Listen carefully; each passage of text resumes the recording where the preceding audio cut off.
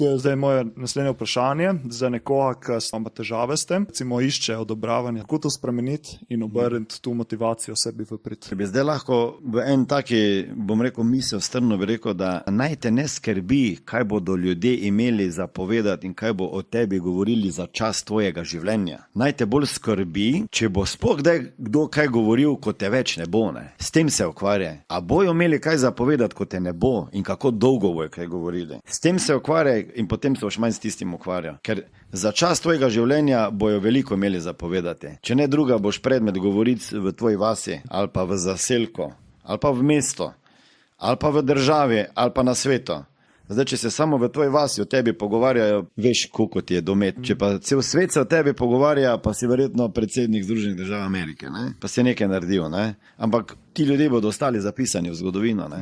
Pa se bo o njih še pogovarjali, pa knjige se pišejo. Ne? Nekdo, ki pa se resno s tem bori, ne? In tega je veliko, je pa sigurno treba poskati strokovno pomoč, ker je to bolezen, ne? Treba zdraviti.